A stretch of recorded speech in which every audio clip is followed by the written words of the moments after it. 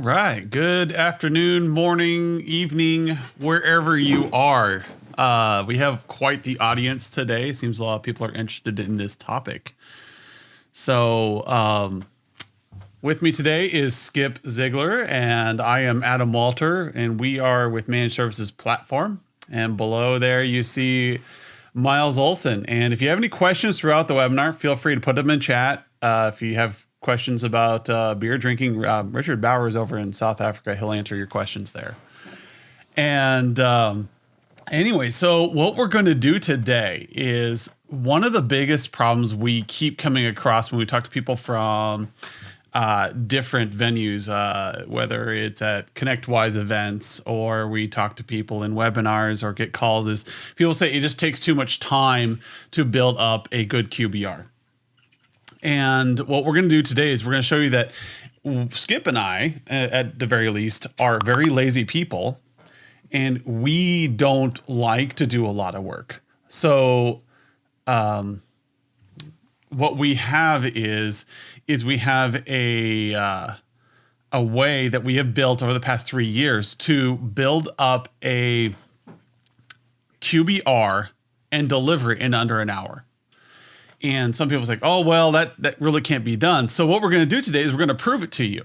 So we're going to go in our software, in the Managed Services Platform. We're going to create a company. We're going to audit it using our 4 pillars, our pre-built audit system. And then we are going to deliver a dashboard summary to you, the audience. So I'm going to be playing the role of the account manager. Skip is going to be playing the role of the engineer in the background running the reports. So Skip, what I need you to do right now is I need you to share your screen out for us. All right. Yeah, let me talk about that engineer role, because I think this is one that we see pretty often in our little scenario company here.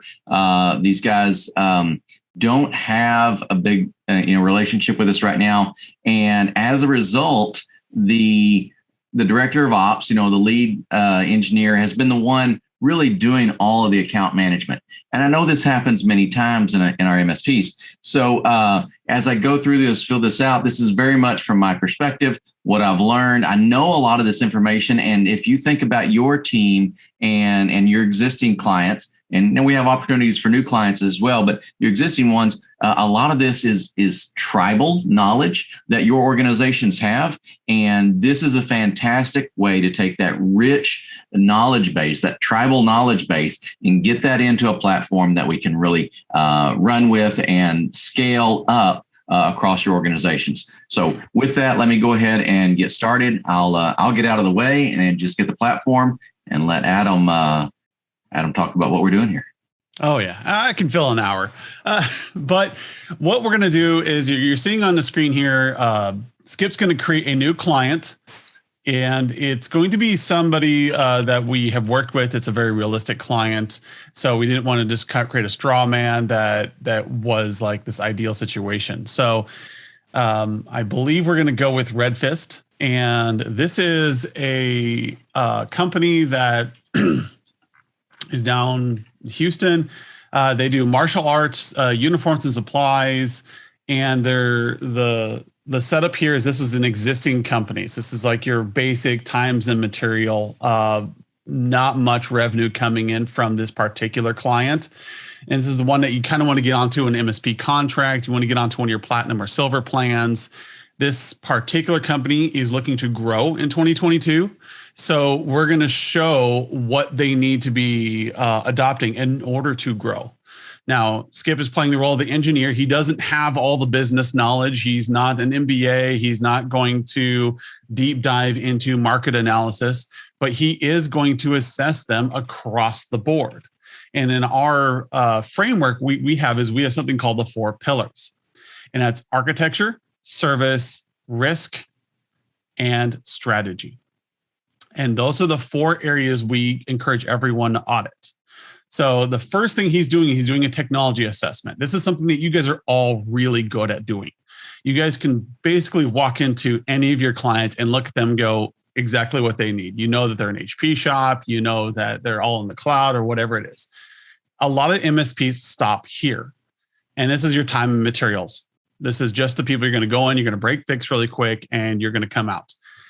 The idea here is what you want to do is you want to look down this client and see how they're doing on their hardware and software. So Skip is filling us out based upon Redfist's current status as a company. And you can tell like they're small. They haven't really done much. They have some workstations, they have a couple employees, and they're just kind of moving through as a company. They haven't really engaged the MSP at all. So what we have in the architecture branch is that we have this pre-built report. Now, you may be looking up here and thinking, oh, these don't look like things I recommend. These are completely editable. So if you want to take the extra time and edit these, you can.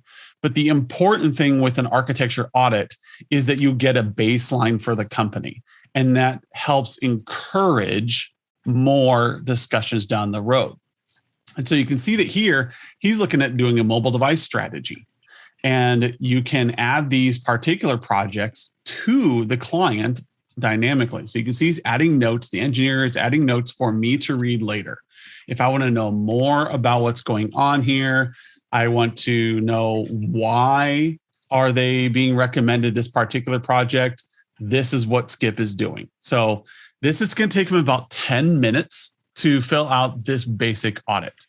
A lot of you larger MSPs are going to want to put time and effort into customizing these architecture audits to your particular well-defined stack. Some of you who are maybe smaller MSPs and you have a well-defined stack, you can put that here too. But in the beginning, we always recommend that go through a couple of these and just get a good feel for how you're going to audit. When you're going to hide something like, hey, you don't really want to audit their server infrastructure because they're all in the cloud. That does not matter to them. Maybe they want to do, so right here you're seeing he's filling out, oh, no storage array necessary because they don't have it. So he's hiding it. These are things that don't matter. So in the architecture audits, we're trying to get a good baseline for what's going on. We're trying to get a good score that accurately represents where they are and where we want to take them. And so a lot of softwares will say, oh, well, we're just going to dock them for not having a storage array. Well, that's unrealistic. That doesn't reflect what a company actually is doing. What you want to do is you want to show like, hey, I know you don't have on-site storage. That's fine, because you got some great cloud storage solutions. Let's talk about that. Let's talk about how we can make that better. Let's talk about how we can back that up. And even then, in architecture, we get caught in a rabbit hole. And this is what we try to warn our clients against consistently, is that members of the managed services platform are here to sell on strategy and are here to help their clients move forward. And so what happens is people will stop at this pillar.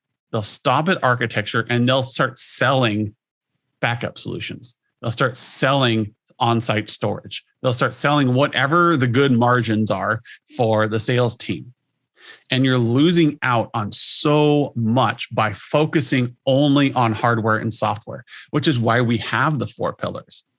So when Skip gets done with this, we're going to move on to service. And that's when we start putting things together. And you'll notice that strategic initiative happens last. That is the last thing we do with a client, because you have to have a good baseline for what's going on. So if you have any questions about what Skip's doing, why he's clicking different radio buttons, put them in the chat. I'll try to glance them out of the corner of my eye here. And Miles will answer your questions, or one of our other staff will help you. But ask questions. This is all very simple stuff. These basic reports we have that you're seeing here do result in tens of thousands of dollars of new projects for small MSPs. For large MSPs, they result in much more consistent delivery and hundreds of thousands of dollars, as you aren't leaving projects on the table. You're constantly reviewing them in the architecture branch. So as Skip is filling this out, what I want you to focus on is, how is he answering these? Is he being honest about them? Is he adding any projects? Is he making any recommendations on the roadmap yet? And so he's going down and he maybe leaves one blank. Maybe he puts one up as, I want to do this with my client. You want to be realistic so that your client will buy what you're selling, but you don't want to be stuck on architecture. Again, for a side story here, I have a client I used to work with, and it was a school, and they were desperate. They wanted to know how to stop the internet from going down all the time. And they were your standard times and materials group. They just wanted to have somebody come in, fix a problem, and leave. And they couldn't figure out why things weren't staying fixed. So they had me come in as a VCIO and audit their entire architecture, how they were being used. Oh, and there you have the result of the architecture audit.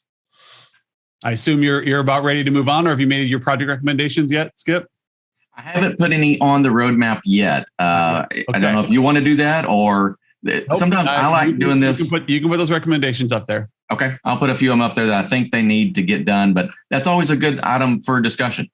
Yeah, I would really like to see, like, what are your top recommended items to solve problems for this client? I want my engineer to tell me, the account manager, what needs to be done. And then I, as the account manager, can now say, oh, well, that's a good idea. Let's do that. And Skip loves to rename his recommendations because we want to speak naturally to a client. Your client doesn't know what a mobile device management project is. That's overwhelming. But if you were to rename it, I don't know, Skip, what would you rename this one? Let's see. Manage the tablets, or keep track of the tablets. You know? Yeah. So yeah, you look at the notes he's put down there, and you want a practical, like, what is the practicality of this recommendation? In this case, what problem is it solving for your client? So you have a client who all they want to know is, where is their mobile device? Where are they at? Are they safe? Are they secure? Do they have to worry about their sales staff getting viruses or having a lost tablet? What is the problem you're solving for the client? And when you do that, that's where you start landing projects. So to go back to my story about the school, what happened is, when I audited them, I didn't come up with anything new. The MSP had already talked to them about their internet connection.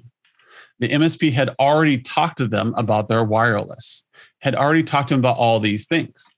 But what happened was, when I uncovered what the actual issues were, I said, hey, you know what? I know you just upgraded your internet, and that is great, but there's fiber to the curb right now with some subsidies.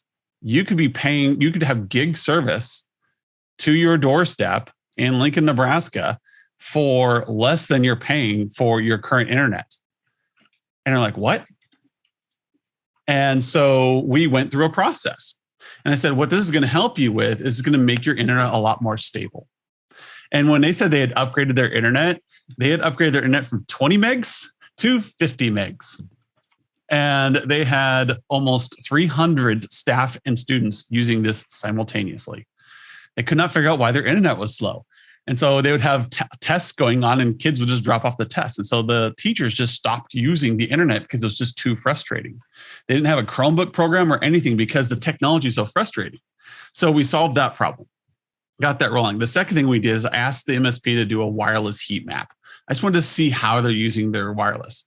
They had 3 access points for an entire school. And that was with 50 iPads on there. It was just all this stuff is going on. I didn't explain to them how Wi-Fi works, what's going on there. What I said was, like, you have a lot of network congestion. We have a heat map here. We recommend you get 20 more.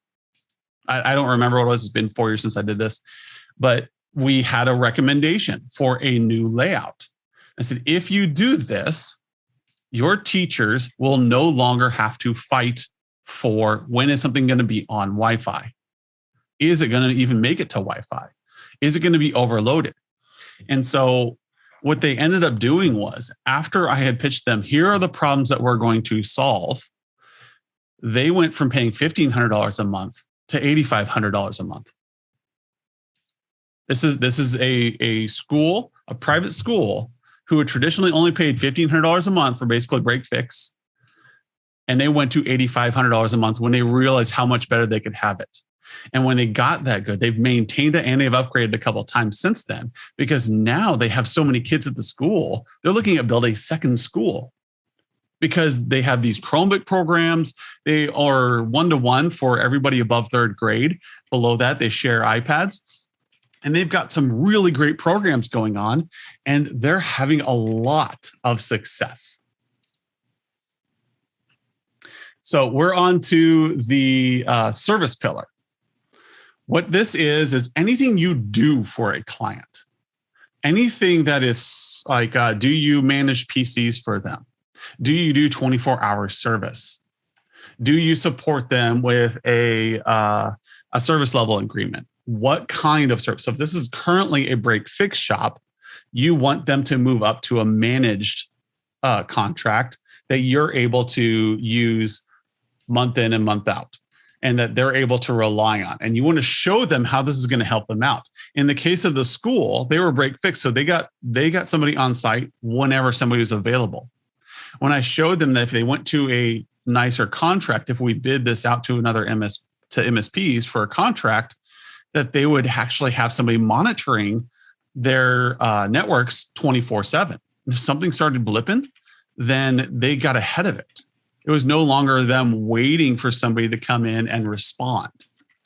So the school itself, when I was negotiating with them, were starting to have all these light bulbs go off. And it wasn't because I was doing anything different than the MSP other than changing the context of the conversation.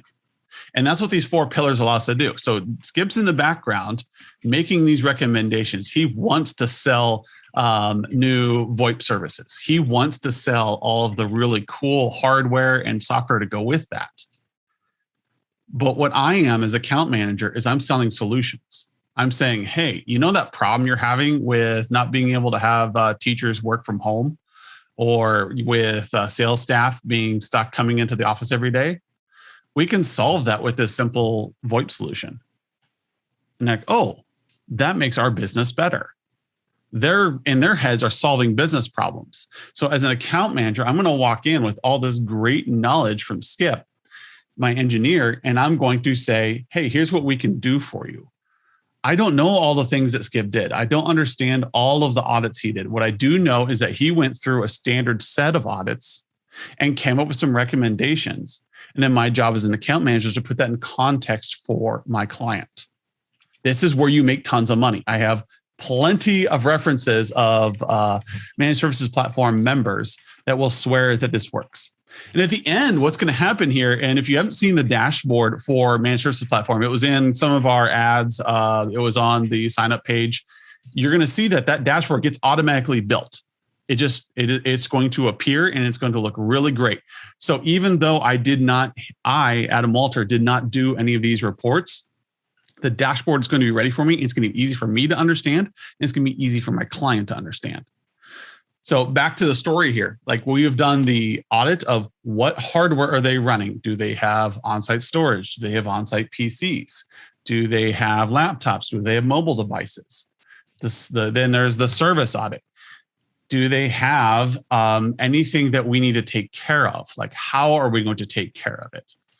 And so you can see Skip going down these, and some of these questions you're like, oh, why would you care about that? Like, well, some MSPs do. And if you don't like the question, change it. If you don't like the recommendation, change it. And so you're working through this in a methodical fashion. And the reason why I picked this, or we have picked this as a company, is the fact that you have to make things simple so that they can be repeatable and they can be scalable. And by having 4 pillars, there's some psychology there in that it makes it really easy for the brain to recognize. Anything under 7 is healthy. You hit 7, you start hitting the max of what you start overwhelming. So that's why when you build up a really nice bright gauge report or a really great dashboard, and your clients are like, they're just struggling to hold on. You know, they want to know, they want to be able to understand this, but they're out of their depth, they're out of their context. And so they're just being overwhelmed. It's an analysis process, so they don't buy. So the school I was working with, for example, they were being told to do all these things and they had no idea how it was going to help them out. all they knew was that they were being asked to buy more stuff, which it didn't have money for because they're a private school. But if they knew it was going to help their students, they would be in context. And so you want to break down your recommendations into an easy to understand format so that your clients don't get that analysis paralysis, so they can make decisions better. And then that's why we went with 4 pillars. The 4 pillars cover the breadth of IT. Are they perfect? I think they're close. I like them. We haven't run into a situation yet that they don't cover. And I've been doing IT for over 20 years, and Skip has been doing it since the dawn of time. So we know we're not missing much.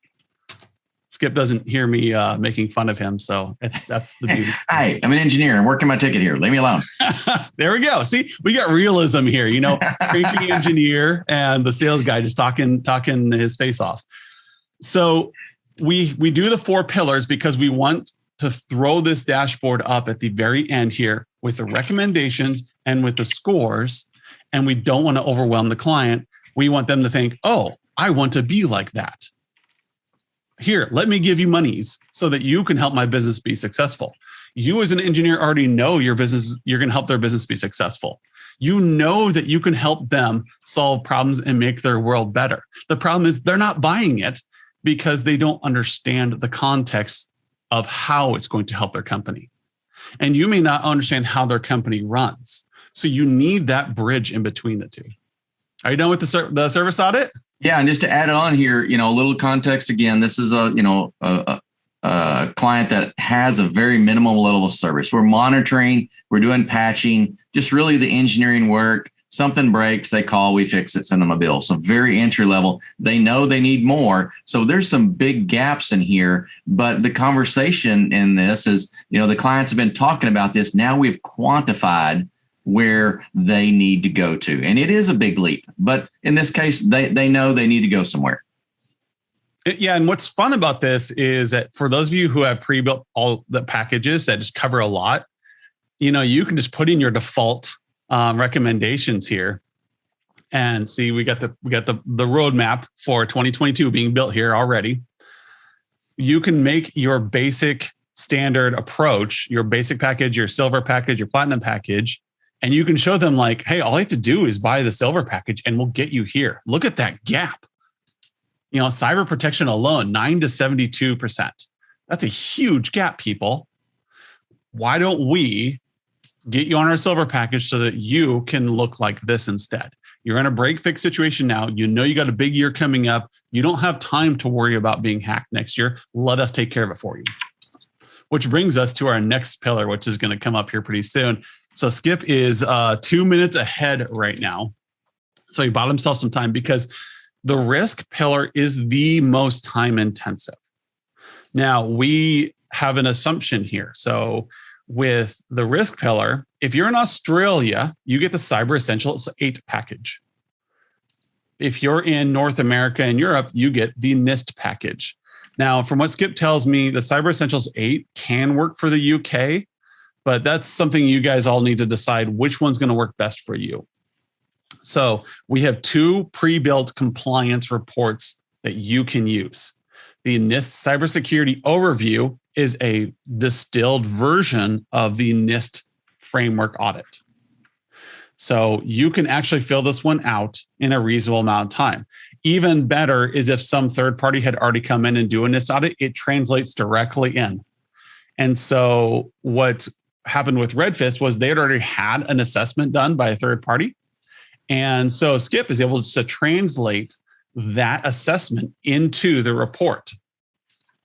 And when you're doing like a pre-assessment or you're doing pre-sales, you don't have to answer all these. You can hide a section. You can hide several sections that just don't matter. Maybe the only thing you really want to assess them on is just how are they doing endpoint protection. Maybe you just want to talk about asset vulnerabilities, and that's it. You can hide what you don't want to talk about. And that's okay, especially in context of pre-sales. And this is something I want to cover right now, is that pre-sales are where a lot of us struggle. And I've heard this over and over again. I was at IT Nation Evolve in Denver, And that was the big topic, was how do I do pre-sales better? So maybe you're a one-man shop, maybe you're a 500-person shop. Either way, how do you show a client a gap in service or a need to upgrade, or show them that the existing MSP is not doing a good job? So you can come in and you can fill out these reports based upon what you've observed at this client. And you can show them like, hey, you're only scoring here. You're only scoring about 25 with your incumbent MSP. The national average is a 62. So you're underscoring. And I'm going to really hit that hard when we get to the dashboard. I'm going to show you how the dashboard automatically identifies competitive advantage for you. You don't have to know anything. You're just going to tell them, look, red bad, green good. And your client can see that. So in pre-sales, you can fill out these reports with your best knowledge of the company. You can hide all the things that don't matter and just give them a basic assessment and say, hey, no one's ever audited your infrastructure for cybersecurity needs. That's going to really crush them. You're going to show that they're only like 5% on cybersecurity, and you're going to get them to 62% on your base package. So if you're only like a couple $100 more a month, you're a slam dunk. And you're going to be able to show that. So with the NIST overview, you can answer this report pretty quickly. You can see the questions here are pretty simple, especially if you're a security-minded person. These are very familiar. These are directly from the NIST framework. So these are pretty standard. So a lot of these you can just look and say, are vulnerability scans performed? Yes or no? I mean, unless they've got a Qualys box or they've got some kind of third party scanning them, that's easy. Do you have that as part of one of your base packages? Then that's a good way to upsell. And so that's the beauty of having the NIST process, is that you can show people based upon a compliance standard in a pre-sales situation how far behind and how much more at risk they are than other people in the world. And that's a huge peer pressure thing, because as we all learn in grade school and high school, I've got high school students right now. Like I have two of them. I've got a middle schooler and I got an elementary school, and all of them face peer pressure. If everybody else is listening to some music, they'll listen to it too. If you show a potential client or an existing client that they're falling behind, and you can show them a narrative based upon an international standard like NIST, if you can show them that, you can show them that gap, then all of a sudden they're like, wait, maybe we do need to take this more seriously. Yeah. I didn't know this is that important. You've been talking to me about firewalls and endpoint monitoring for the past, 3 years. I just thought it was a bunch of upselling. Well, now I can see there is something here that I am not doing.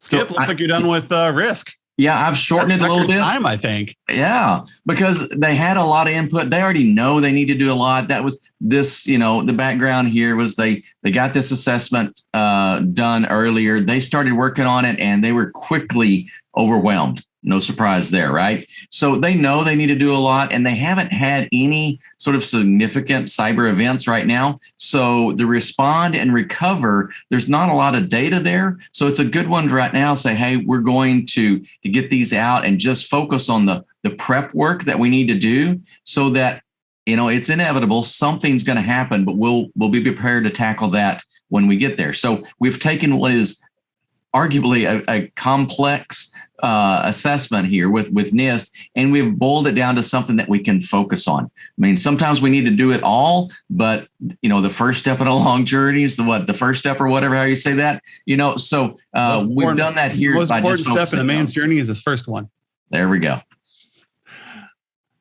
So yeah, I love the fact that as a security professional, I think my CSSP has lapsed. I am published in the security arena, and I know how hard it is to do NIST assessments, especially on large clients. And so when you show them these gaps, you can say, hey, this is just the overview. If you would like us to do a full assessment of your NIST capabilities, we can do that. By the way, that comes in the HIT program, or in the managed services program. If you want to do a full NIST assessment, we can do that. I highly recommend charging, because that takes forever. And then the remediation kicks off a ton of projects for your engineering team. So, hey, by the way, we need to do these things. And that, again, goes back to the service pillar of what do we need to do with them. So now, this as Skip is finishing up here, I believe you are in the strategy report, right? Yes. Yeah. So this is the strategic recommendations. We've already formatted this for you. You can add things in so it looks really pretty. You don't need to really know too much. You can edit the code and add in however you want for HTML. So if you want to add in a Genially graph, or you want to add in something like a bright gauge report or something that is really pretty, you can put it here. But I highly recommend making your executive summaries in this part. I highly recommend making them quick, making them simple. It should be one page and no more. This is the page that your point of contact can print out and give to their board, give to their CEOs, give to whatever's in front of them that's handling the checkbook. So far we have done architecture, service, and risk. And now that Skip has a great understanding of what the environment looks like for what they have on site, what they're doing, and how they're being served, and how we want to serve them, as well as what risks they're facing, he can now create a strategy for 2022 that helps them accelerate, knowing what their goals are, how they're going to get there. So you can see that he's kind of like pacing in his thoughts that he's been pushing this webinar so far and what he wants to see from them. So this is an existing client. We know some things about them. We know where they're headed in 2022. And so you can see in here that he's kind of just making a nice little breakdown so that they understand why are these project recommendations coming into place. Oh, you're pulling up my SWOT exercise. I really like doing SWOTs with clients, especially if they're a larger client, because this puts things into context. It gets the business people in a room and gets them all hot and bothered. They get really excited about things. And so if you have done a SWOT with people on site, you can get this. You can do a SWOT over a phone call. You can take 5 minutes to do a SWOT and you can just fill this out. Or you can just do one internally. Hey, I've worked with this client for the past 5 years, and I'm going to identify their strengths, weaknesses, opportunities, and threats. And that's the beauty of a strategic report, is because this alone will differentiate you from every other MSP on the market. This alone, this little like 1-2 page thing you can do. And if you ever want to know how to do a SWOT exercise, we have lots of videos on it. And Adam Walter is willing to talk your head off about SWOT exercises and why they're awesome. This is one of my secret sauce things that costs you nothing to do and will make you look awesome and really put things into context. So to go back, I know I'll talk a little fast here, but we have architecture, service, risk, and strategy. Strategy is the pillar that pulls everything together. So in the strategic sessions, so when Skip goes down to the questionnaire in the strategy part, he'll say, have you run an architecture audit? Yes or no. Have you run a infrastructure audit? Yes or no. And he'll go down there and he's going to annual activities checklist right there. So he's going to fill that out. And he's going to say, did you do these things or are they scheduled? And so what this is going to do for us is it's going to allow us to show that our clients all have strategic initiatives that we are following up on throughout the year. So it's going to pull everything together here. So we see that he did an architecture audit. So he moves down. He did a service audit. This is great for pre-sales because you can show that no one's done this. And you can say, yes, the NIST audit has been done. So now their score keeps going up. It keeps going because they're working with you. Are we doing the annual strategy session? We're going to. And then what we have down here is in 2022, as we work through each quarter, we will check off what we have done. So when we have client buy-in, and we have finished the first quarter, when we do a first quarter QBR, it's already built for us. You do not have to prep anything for your QBRs now. This report is already tracking everything. Did you do it? Did you not do it? Did we finish everything on the project roadmap for quarter 1, 2022? Did we finish everything on the project roadmap for quarter 4, 2021? Simple answers. And that's how you get your strategic scores.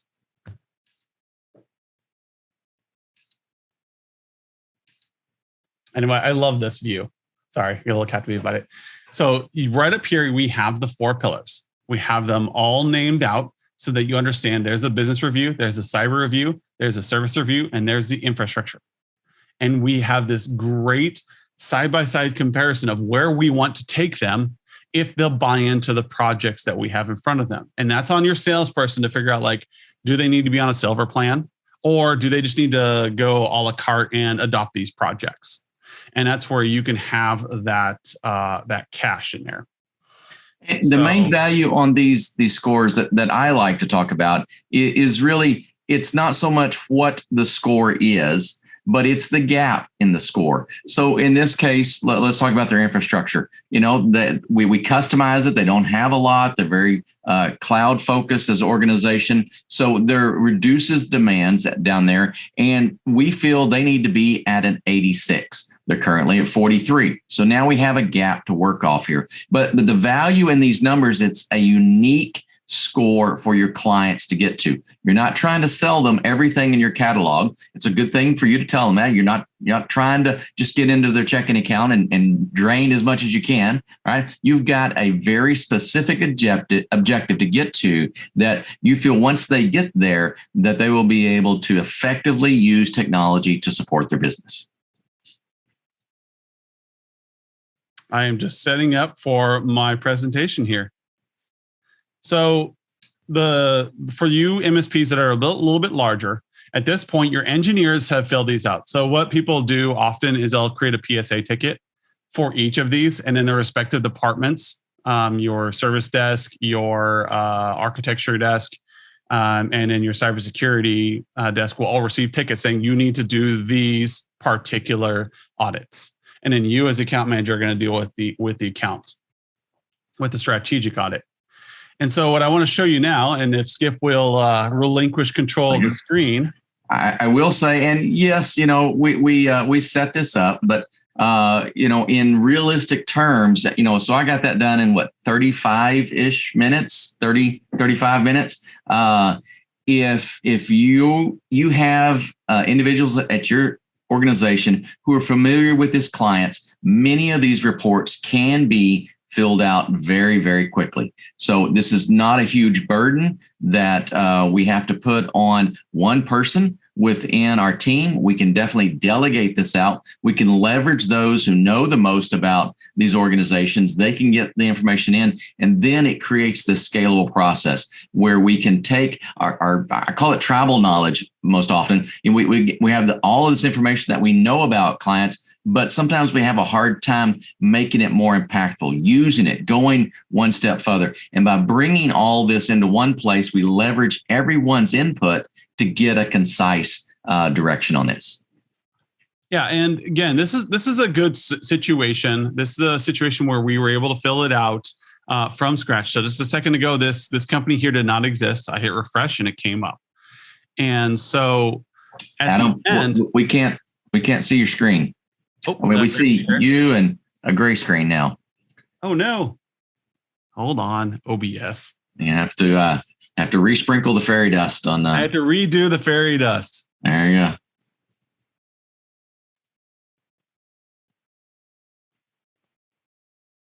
How are we looking now? That's looking better.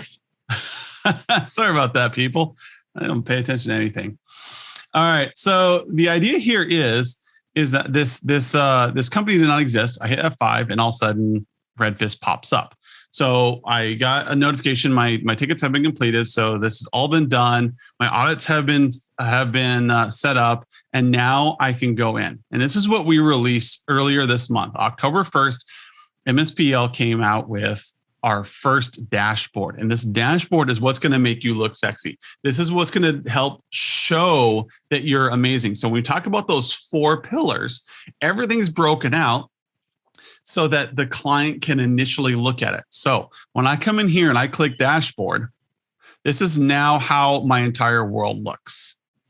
I now can see a dashboard here, and then I can take those reports that Skip just made and I can link them. Now, maybe you had a 2020 version, maybe you had a 2021 version, maybe you have an edited one that's like we have HIT in front of ours to show us that it's the one we like to use. These are our predefined reports. You have to be on one of our new plans to get all this stuff, and because it's all defined for you. So what we see here is we see 4 pillars. We like to recommend people go with Q1, Q2, Q3, Q4 for focus. So you've already defined this. Now, how are we going to move through these things? So what we have here is we have a target score of 86 in architecture. It looks like they're doing okay, but what's this ITCQ thing over here? So we look at this ITCQ, and this is our proprietary, our own calculations of the hundreds of thousands of reports we have.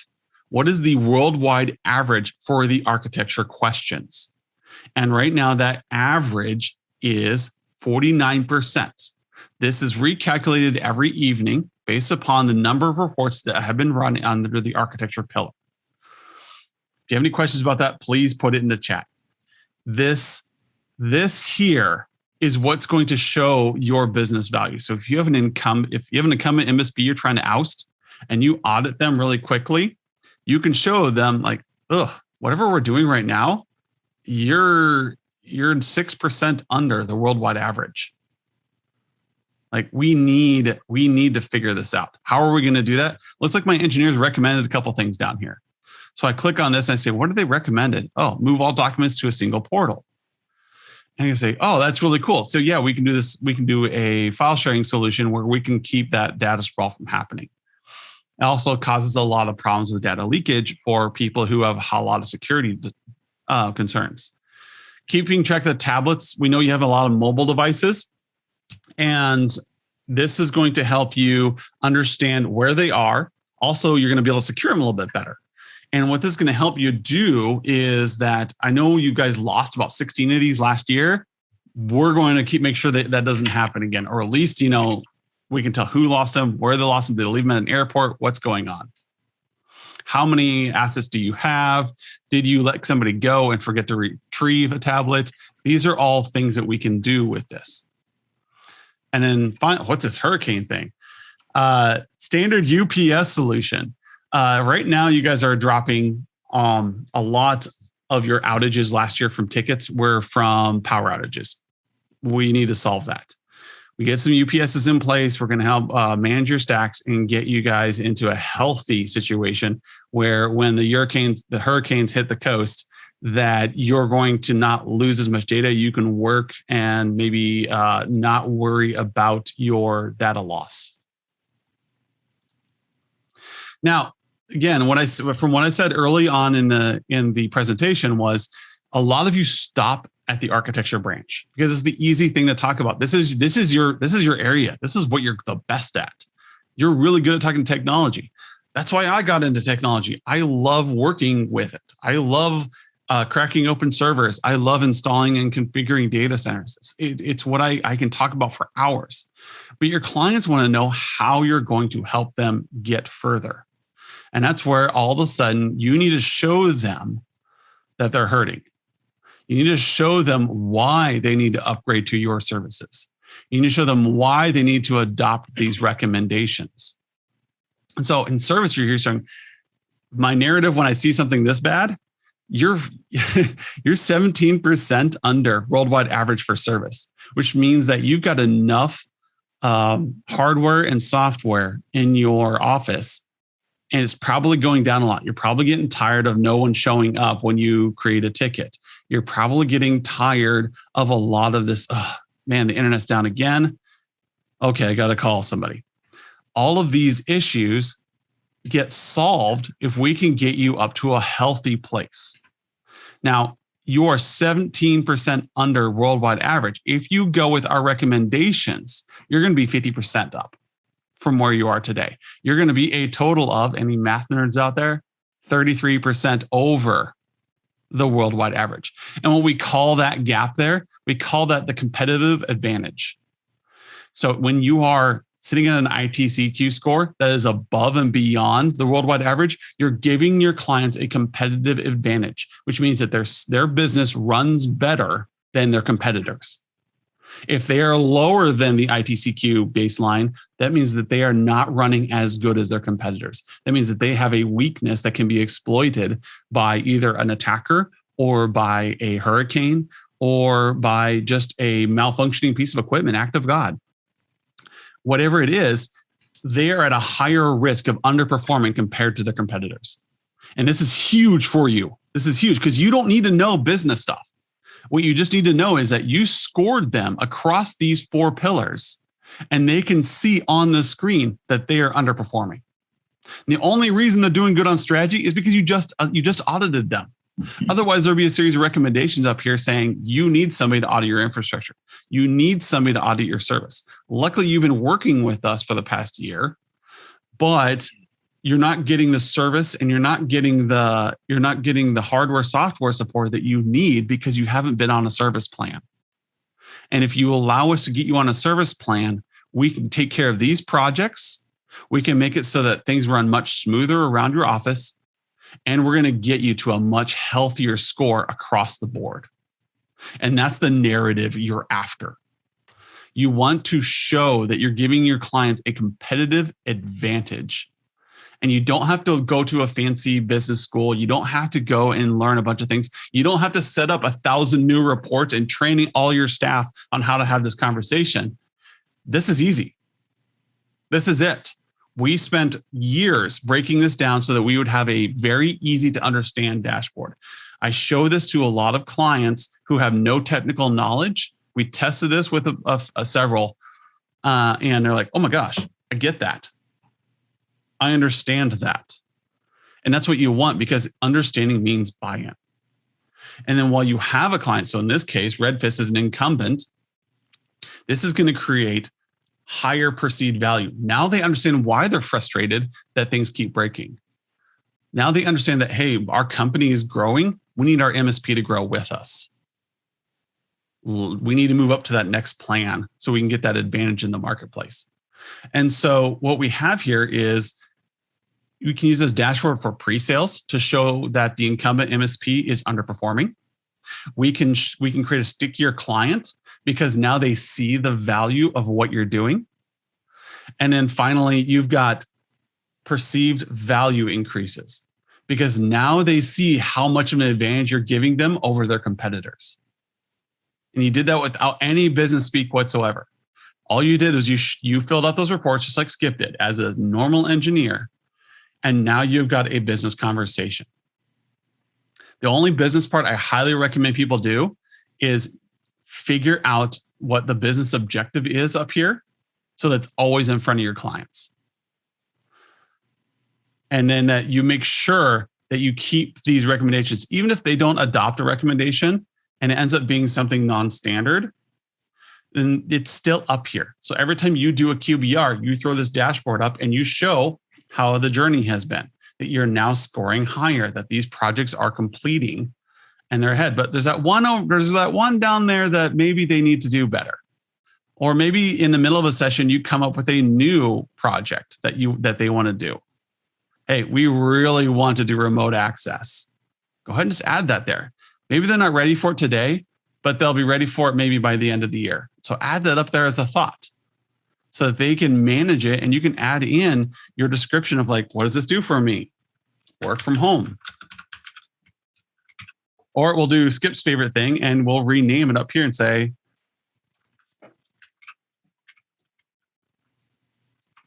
and now you've made them a workplace of choice with just a simple change.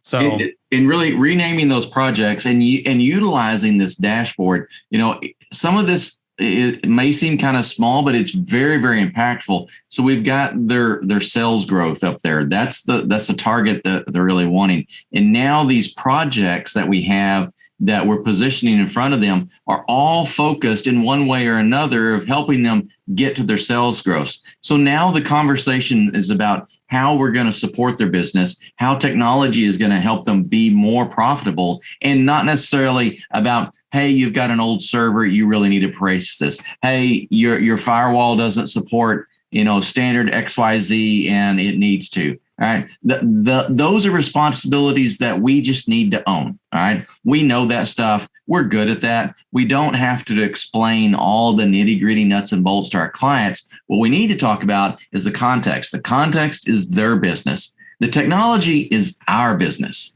So this is a great way to keep that conversation focused on what's really important.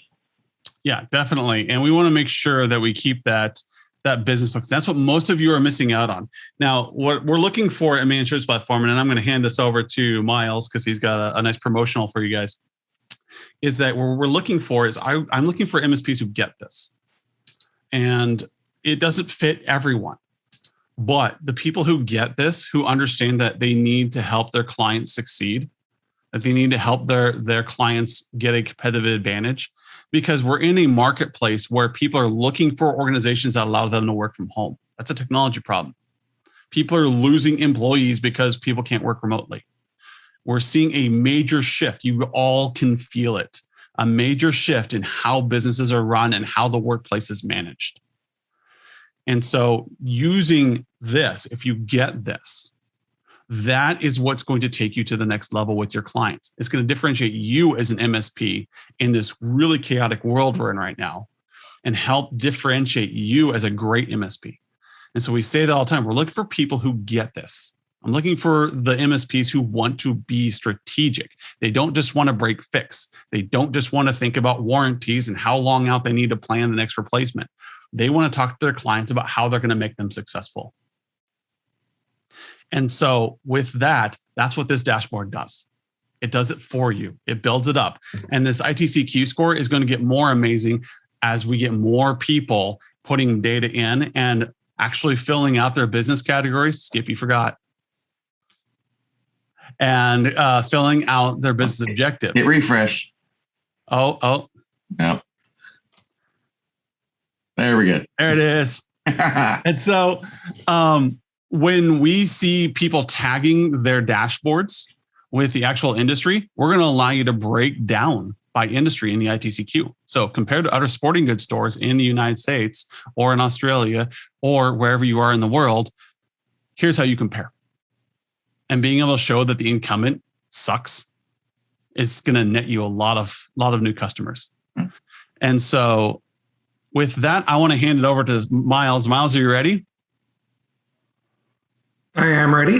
Absolutely. Right. So this is a new product and Managed Services Platform has. So if you're a legacy customer of Managed Services Platform, you have to elect to be into this program because it's a whole new set of permissions and a whole new set of stuff.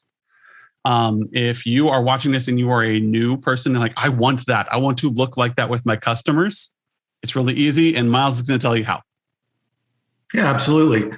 So Adam, if you can stop sharing your screen. If you're an existing member of ours and you want to try out the HIT and the dashboard, you just received an email from me. I'm also going to put my email in the chat, or not in the email. It explains a little bit about the opportunities to upgrade, to add the dashboard and add the new HIT templates. And we'll make sure that you have an opportunity to evaluate them. You should have received an email with that. And here is the calendar link to use for that. If you'd like to book a time with me, just grab a time using that. That's for our existing members. For new candidates to Managed Services Platform, we're sending you a very special opportunity where we're going to take off 50% of your onboarding if you sign up for one of our annual plans, which could add up to a couple $1,000 in onboarding that we're going to save you. If you just go month to month, we're going to give you $500 off your onboarding. Now, if you signed up for one of our essentials, the onboarding is only $500. And so you're going to have free onboarding with that. Now, that includes unlimited users, unlimited logins, unlimited everything. Just give me 1 second here and I'll share my screen. Yeah, and just so you guys know, unlike other like software companies, we're human approach. You see on our shirts, we love the human approach. There's always a human you can talk to. Yeah. And I mean, all of our subscriptions. So this is the monthly pricing here of all our subscriptions. You can find it on the website. I don't know where my chat went. Zoom likes to bounce things around when I share my screen. Use that Mac there. Yeah. It's a crazy Mac problem, probably. Yeah. Yeah, I've completely lost my chat, but I'll bring it back up here when I stop sharing. But you can come on the website and just hit the request demo button as well, and that'll schedule a one-on-one with me. And we can go through all the features of the platform, not just the few that you saw today. I mean, the platform can do a whole lot more. So we have ConnectWise integration, Autotask integration. Like I said, the licensing is unlimited users, unlimited clients, unlimited reports, unlimited templates. It is not usage-based. And so I'll help you figure out where you would fit, typically it's dependent on the size of your organization. The Essentials is really designed for just a smaller shop that just wants to get started and use it out of the box. Expert provides you with more editing capabilities. Elite is more for when you need team accountability and management. And Enterprise is for those big organizations that have teams of account managers, VCIOs, and salespeople. So more granular user control, just to give you a bit of an idea where you might fit. So please let us know. Incredible opportunity. Book a meeting with me before the end of the month to qualify for those promotions. And I would love to have tons of meetings with you over the next few weeks. And if you have any questions, you can come on the website. You can use the chat down here. That goes to, well, my phone, but it goes to everybody as well. And so I will always get that pretty much no matter what time of day it is. Of course, you can use the request a demo button right up here and schedule a call, a one-on-one with me at your convenience. If you don't see a time that works for you there, just put it in the chat and let me know, and I'll make sure to make myself available. So if you're on a call from Australia, New Zealand, somewhere in Europe where the time zones don't necessarily line up with North America, no problem. Let me know, and I'll make sure that you've got time. I'm having a meeting tonight with somebody at 7 p.m. So they're probably either on the West Coast or in Australia or New Zealand. Yeah, definitely. Thanks, Miles. Yeah, any other questions? Yeah, if you have further questions, put them in the chat here. Miles will catch up with you, and understand this is a differentiating tool. We are strategy focused. We are not operational focused. We want you to shine. One of my marketing people called this a cape. You are already great at what you do. Now you get to look at. Just don't sit next to any turbines and get sucked in.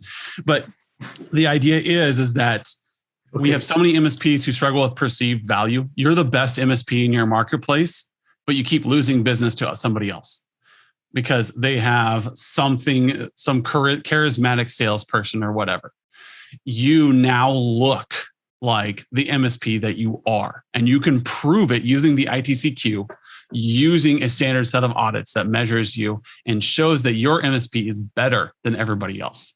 And really showing that value. We run into price competitiveness sometimes, and it really, sometimes it becomes a race to the bottom. Who can offer the lowest price, and you need to be able to charge a premium for your service. You need to be able to have healthy margins in there. It's better for you, and it in turn becomes better for your clients because you become a better organization. And so the value that we need to show is more strategic and less, hey, per gigabyte, we're cheaper on this. All right. That's not the conversations we want to have. We want to talk about the value that we have to their company, not compete nickels and dimes with, commodity services. Definitely. And I think everyone for their time, you guys are all showing that you are ready to move forward. By attending things like this, you are forward thinking. You're looking for that next solution. And we believe we are it. So please reach out to Miles. You can reach out to anybody on this call and we can help you out. And once you've signed up, we're always here. You can always email us. You can always set up a Zoom session with anybody who works at Managed Services Platform, and we'll be there. We won't leave you out to dry. Got a big, hot, and heavy client that you need help onboarding? We're there for you. And that's our different approach. That's our differentiation. We're here to help you succeed. The more successful you are, the more successful we are. Thank you, everyone, for coming on, and I hope you have a great week.